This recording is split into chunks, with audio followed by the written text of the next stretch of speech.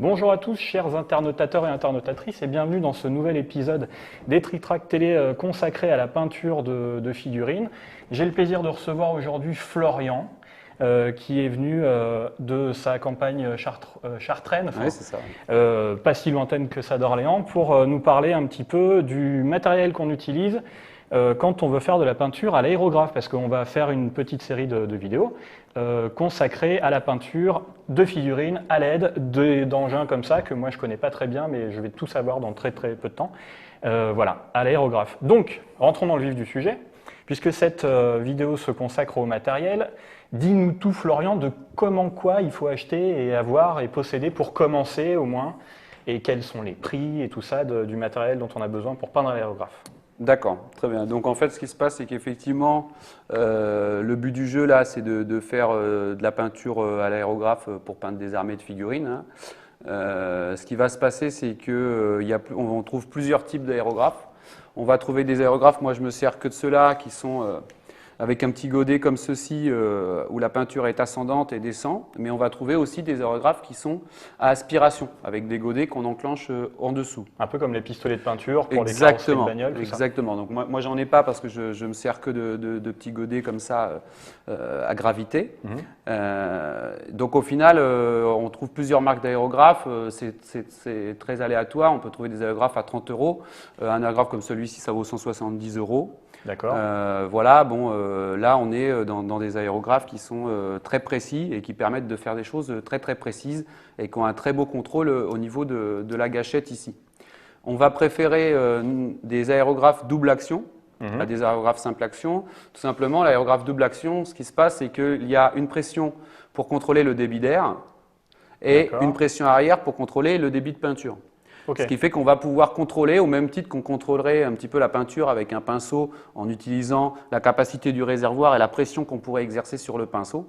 Et bien là, on va pouvoir projeter ce mélange d'air et de peinture et contrôler à la fois la quantité d'air et à la fois la quantité de peinture. Ce qui va permettre de faire des choses très précises et des floutages très précis. Donc il peut y avoir beaucoup d'air avec peu de peinture, du coup ça va être plus... Voilà, ça va être très flouté et très... donc un gros débit avec beaucoup de peinture, ce sera peut-être plus précis mais plus dur à contrôler, du coup ça fait plus de pâté, quoi. En fait, ce qui se passe, c'est qu'effectivement, plus on envoie d'air, plus il y a d'air et moins il y a de peinture, plus en fait on va flouter, plus on va être dans quelque chose qui va être de l'ordre du translucide, plus on va envoyer beaucoup de peinture avec une quantité d'air, voilà, plus on va envoyer beaucoup de peinture, plus on va être quelque chose qui va être opaque. Mais on le verra tout à l'heure dans un pas à pas. Ouais, effectivement, on préférera majoritairement la première option, c'est-à-dire d'envoyer progressivement peu de peinture. Donc voilà, comme l'a dit Florian, on va faire un pas à pas. Il a prévu un pas à pas super détaillé où il va vous montrer donc les techniques un petit peu pour peindre. Là, ce sera des véhicules Harlequin, donc de la gamme Citadel. Tu parles d'aérographe. Donc ça, c'est l'aérographe. Ça, c'est comme ça que ça s'appelle. Voilà. Donc là, à la déportée, pour que vous le voyez. Alors, je ne sais pas où est la déportée. Je n'ai pas fait de test juste avant.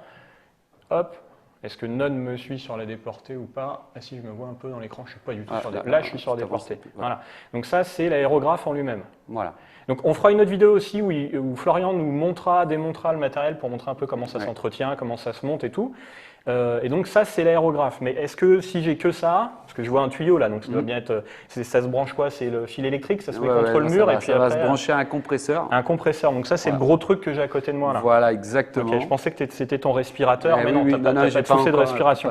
Pas de souci. Donc il faut cette grosse machine là à côté pour envoyer l'air dans l'aérographe et donc cet air compressé va projeter la peinture.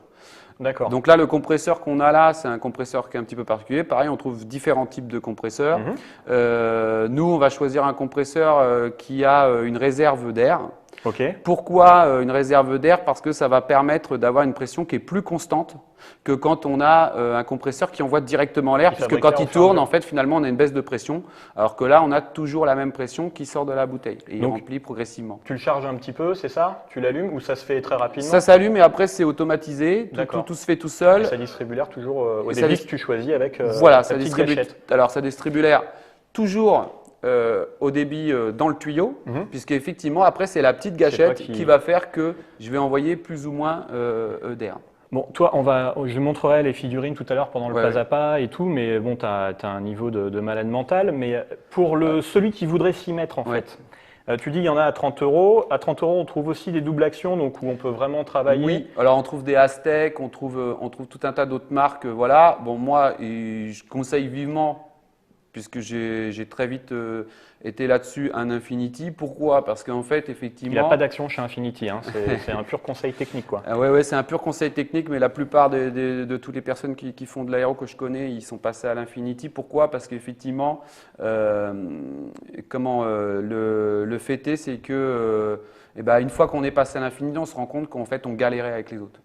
Et la plus grosse chose qui est rédhibitoire à l'aéro, c'est le fait que quand ça commence à boucher, quand ça commence à coincer tout le temps, l'aéro, on le remet dans la mallette et puis on n'y touche plus. Ouais, c'est ça. Alors, on a acheté un compresseur, on a acheté un aéro, on l'a utilisé 3-4 fois, on a galéré, ça fait des projections sur les figurines, ça à l'époque, comme on voulait, ça bouchait tout le temps. Et finalement, l'aéro, on le met de côté. Moi, c'est comme ça que j'ai commencé. Je m'étais acheté un aéro et un compresseur.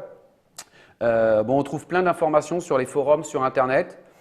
Il y a plein de choses qui sont vraies, il y a plein de choses qui sont moins vraies. Voilà, donc il faut faire attention aussi à ce qu'on peut trouver. Donc, vaut mieux se rapprocher. Il y a quelques magasins qui sont spécialisés dans l'aérographie qui sont en général de bons conseils.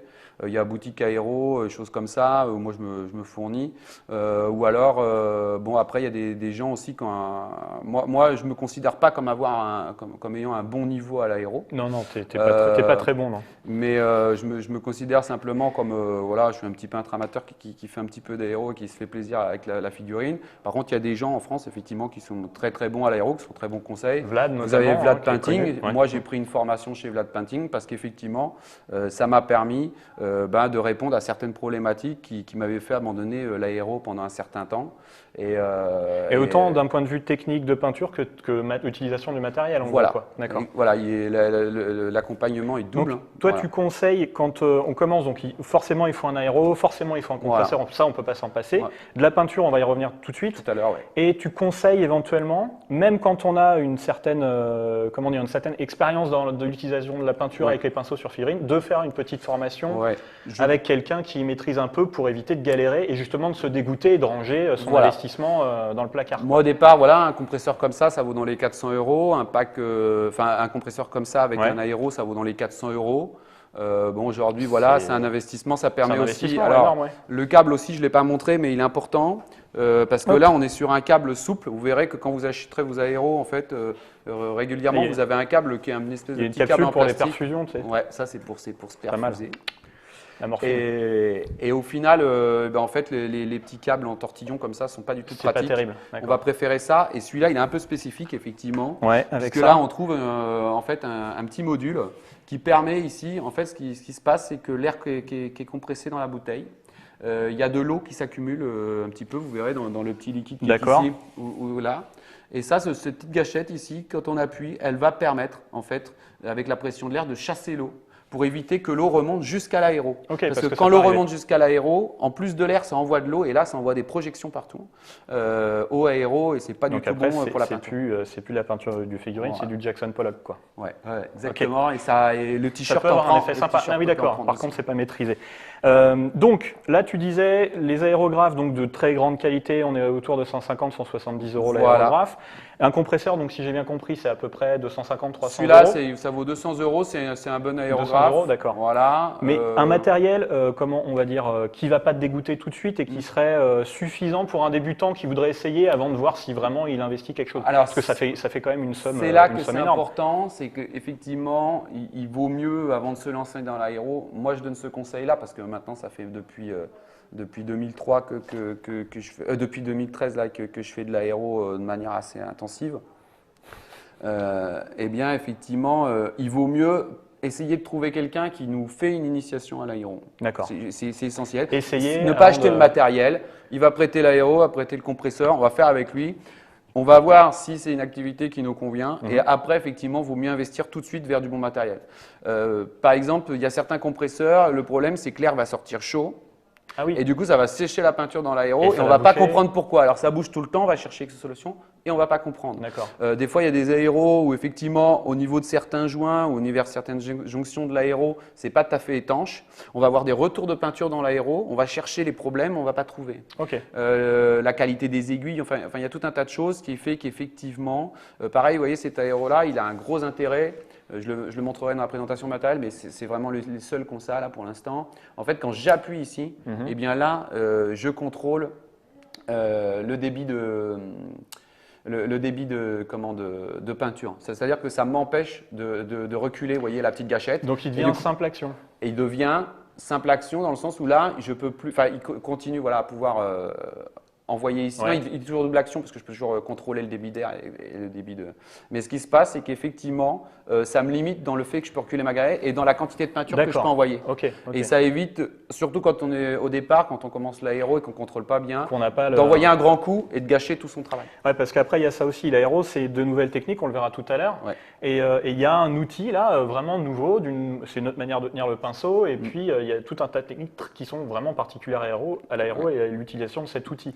Donc, dans un premier temps, c'est comme on connaît quelques personnes qui font du graphe chez Ref Celtic qui m'expliquaient que pour le graphe, pour maîtriser la bombe, ils s'entraînaient à bomber avec les écouteurs sur les oreilles pour au lieu de le faire au bruit, de le faire à la sensation du doigt, de comment ils surveillent leur débit, etc. Enfin, Exactement.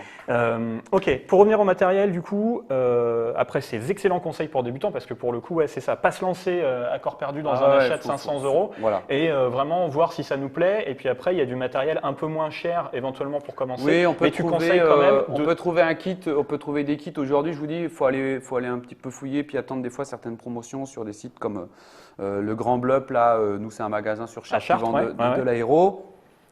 Sur boutique aérographe et puis on peut trouver on peut trouver un kit aérographe qui est intéressant pour commencer dans les 200 euros. D'accord.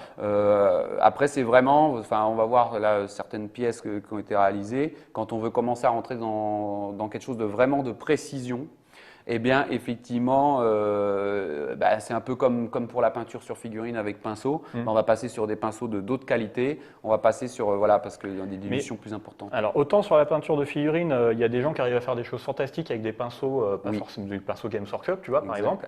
Autant avec l'aéro, au bout d'un moment, ça va être limitant la qualité du matériel ou pas spécialement? Oui, c'est-à-dire qu'en fait, le problème de l'aéro, c'est qu'en 5 secondes, on peut gâcher tout le travail qu'on vient de faire depuis une demi-heure. Donc, mieux vaut être compté sur son matos, quoi. Savoir que c'est moins un problème. Entretenir son matériel. Ouais. Qu'on verra ça. Voilà, qu'on va voir tout à l'heure. Et puis petit à petit, mais de toute façon, ça s'impose de fait. C'est-à-dire que quand on commence à l'aéro, même si on a commencé avec un matériel qui était bas de gamme, plus on prend du plaisir, plus on a envie d'accéder à du matériel. C'est comme dans le sport, etc. Voilà. Tu deviens plus en plus technique. De pousser un peu tes limites et le matériel. Et plus on pousse, plus là, on peut travailler avec des aiguilles de 0,15. On fait des points, quoi. Alors justement, donc on a vu aérographe, compresseur. Après, qu'est-ce qu'il y a comme motif de matériel indispensable? Donc tu parles d'aiguille depuis tout à l'heure. Ouais. Donc l'aiguille, c'est l'équivalent de, tu choisis une aiguille en fonction de la taille du travail que tu veux faire, c'est ça? Exactement. Comme la taille du pinceau. Voilà. Donc plus l'aiguille est fine, plus le travail va être précis. Exact. C'est ça? Ok, donc ça marche de la même manière. Donc les aiguilles, quand tu achètes un aérographe comme ça, tu as un jeu d'aiguilles, il faut les acheter à part. Alors voilà, il y a plusieurs types il y a plusieurs types de conditionnement. Il y a des conditionnements où là, par exemple, là, c'est pour ça qu'il y a un petit bout de scotch et pour les repérer, ils sont tous identiques. D'accord. Là, c'est un 0,4. Après, on va trouver des aérographes qui sont montés avec des aiguilles de 0,2 et puis de 0,15. Ok. On trouve aussi des boîtes d'aérographes où il y a plusieurs aiguilles dedans. Mais après, voilà, il y a tellement de types de matériel différents. Oui, il y a vraiment tous les types d'offres. Voilà, et ce qui se passe, c'est que vérifiez quand même que vous ayez au moins une aiguille de 0,4. Et puis, ce qui va avec l'aiguille, c'est aussi la buse. C'est-à-dire que l'aiguille ne va pas seule, la buse est adaptée à l'aiguille. D'accord. Donc, quand on change l'aiguille, on a la buse et l'aiguille. Donc, l'aiguille qui est là et puis la buse qui est ici, qui s'adapte parfaitement à la taille de l'aiguille. D'accord, ok. Donc, tout va ensemble. Voilà. Et du coup, vérifiez quand même que vous ayez au moins une aiguille de 0,4 parce que c'est bien pour faire du véhicule. Ouais. Et puis, une aiguille de 0,2 parce que c'est bien aussi des fois pour commencer à s'entraîner à faire un petit peu de précision. Des choses un peu plus précises. Au niveau de l'aérographe, il y a une précision qui est importante.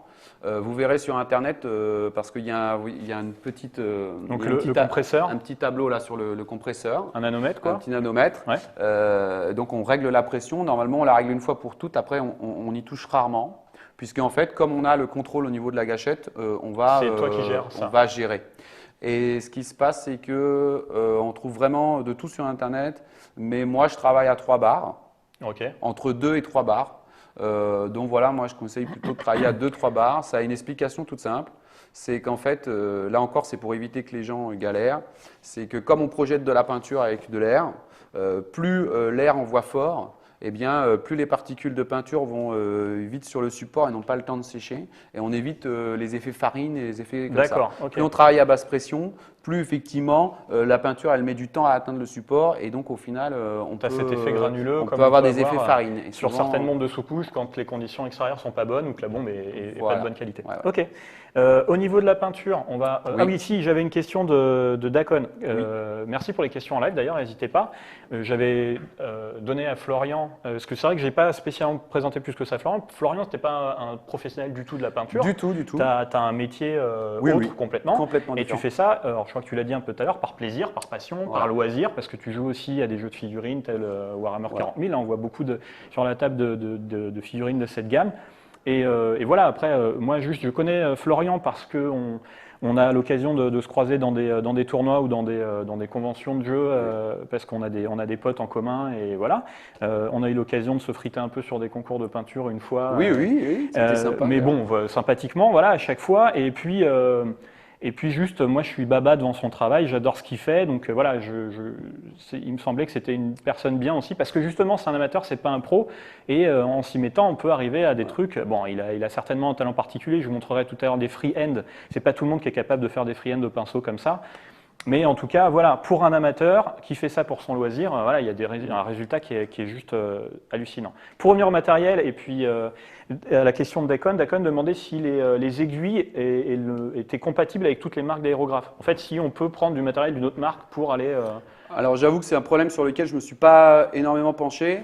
Alors après, il y a le problème quand même de la buse qui va avec l'aiguille. Donc les buses sont quand même assez spécifiques à chaque marque d'aérographe. Ok, oui.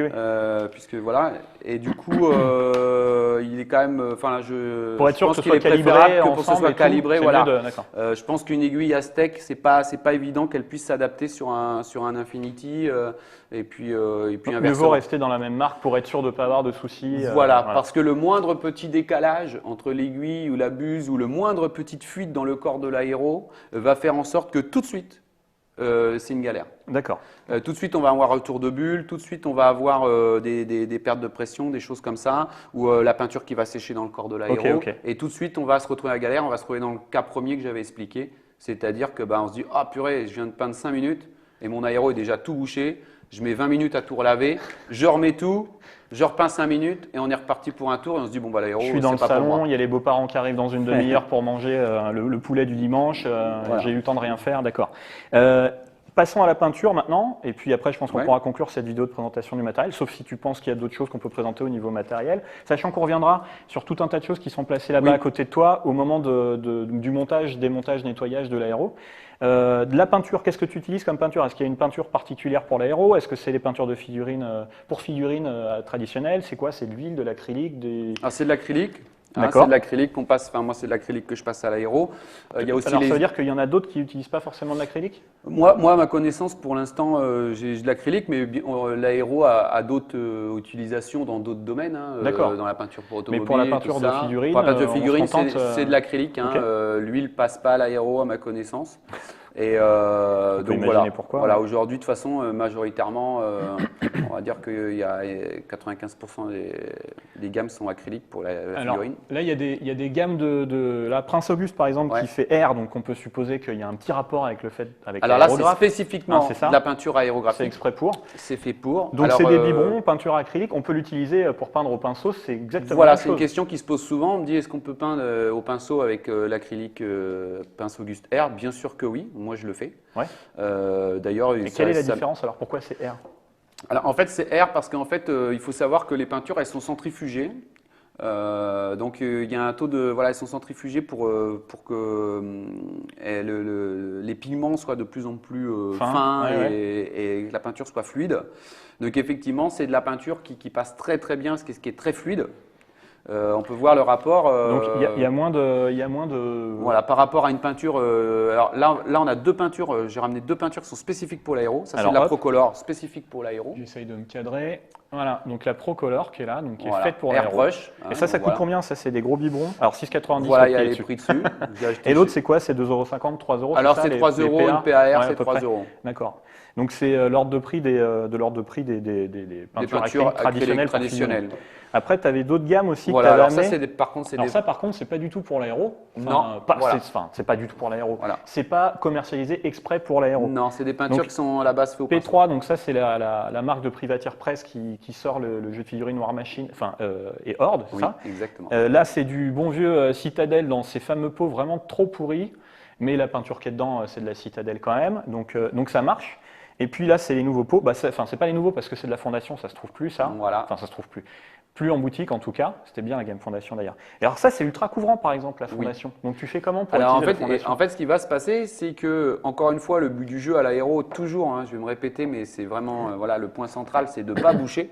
Ouais, bah oui. Donc on va se dire, ce type de peinture-là… Là, c'est presque de la pâte à crêpes, quoi. Donc, Voilà, alors il faut savoir que la peinture la Game Webshop, c'est une peinture qui passe très très mal à l'aéro. Mais tu les utilises quand même. Il y a certaines teintes dont on ne peut pas se passer.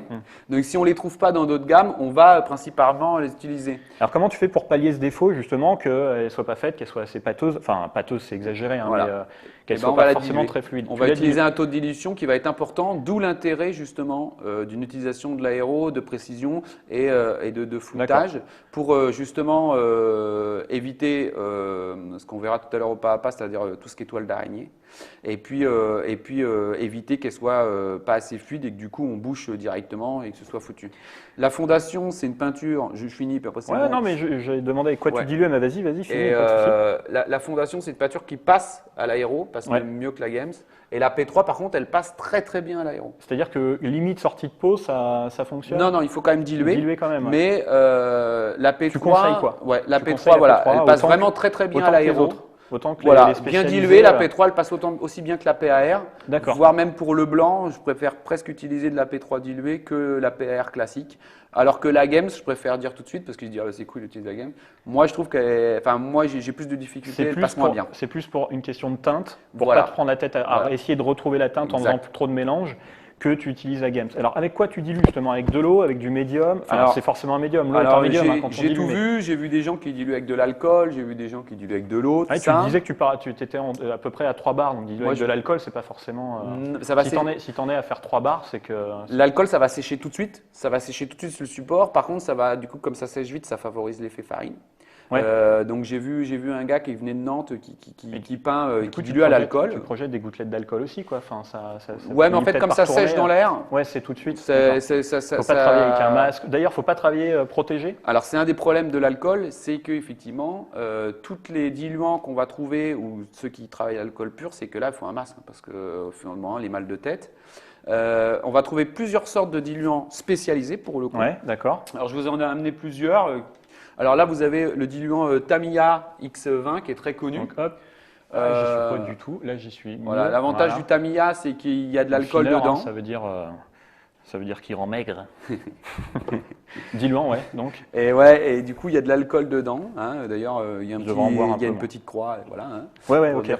C'est irritant et toxique. Donc, c'est un des premiers diluants que j'ai utilisé. Après, j'ai utilisé. Donc, ce qui est intéressant, c'est que le contenant est quand même gros. Il se vend en grosse quantité. Par contre, il y a de l'alcool dedans. Il est inflammable. D'accord. Et du coup, il fait mal de tête. Ça peut. Alors après, il y a le diluant PAR.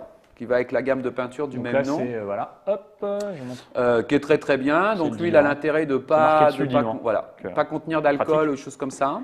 Par contre, pour le coup, l'inconvénient, c'est qu'il est en tout petit contenant. Oui. Parce que vous allez voir qu'on en use beaucoup du diluant. D'accord, c'est ce que j'allais dire. Donc là, parce que je vois des super gros bidons. Moi, celui que je conseille. Après, c'est vraiment, encore une fois, moi, je suis qu'un amateur et je suis pas un professionnel. Donc ça, c'est la marque Procolor de tout à l'heure. C'est avec celui que voilà. Et moi, donc, je peins avec. Alors là, c'est pas du Procolor, c'est du Createx.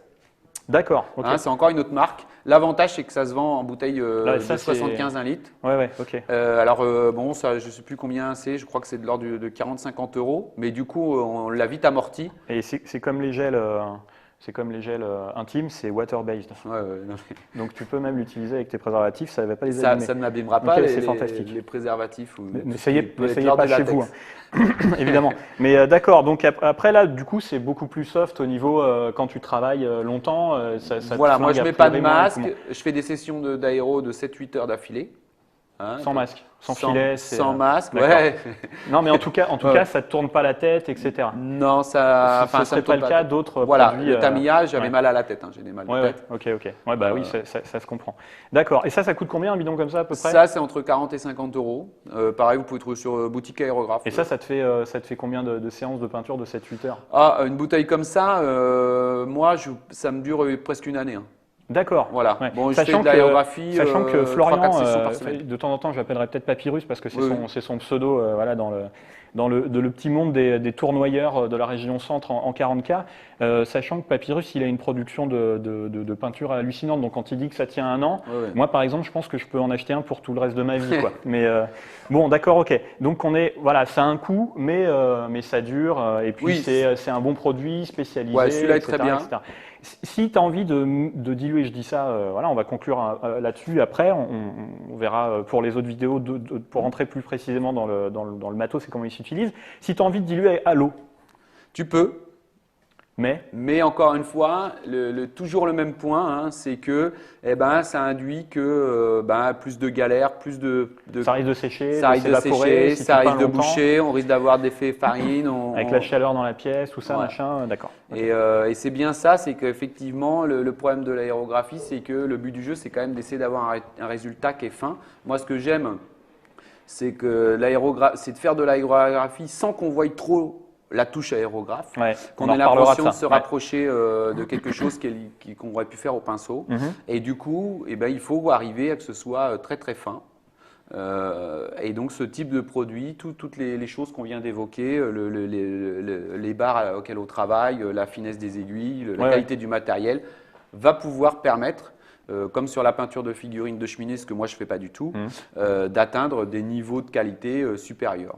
Voilà. Après, si on veut juste faire une couche de base, je dirais que même l'aéro finalement ne se justifie peut-être même pas, autant continuer bon, voilà. Je précise que la peinture de figurines de cheminée, c'est pas pour mettre dans la cheminée, Voilà. parce qu'on en connaît quelques-uns qui peignent leur armée et que ça mériterait d'être mis dans la cheminée. Là, c'est pour être posé sur la cheminée parce qu'elle est super jolie. On va arrêter là l'explication sur le matériel parce que je pense qu'on a fait un petit peu le tour. Si jamais si on a d'autres idées et tout, on verra ça dans les autres vidéos que je vous invite, messieurs, dames, à consulter parce qu'il y aura un joli pas à pas avec des véhicules comme ça, Harlequin, Eldar. Et puis on fera une vidéo si on peut, si on a le temps, sur le montage, démontage du matos et l'entretien, qui est donc une partie très importante et un un peu plus fastidieuse que juste je mets mon pinceau dans l'eau savonneuse. Quoi. Alors curieusement, non, on verra que… Ah ben on voit ça tout à l'heure. Voilà. D'accord. Suspense. Alors, messieurs, dames, merci de nous avoir suivis. Je vais donc te dire à bientôt pour une prochaine vidéo dans quelques temps. Et vous, je vais vous dire en regardant la caméra, Generike.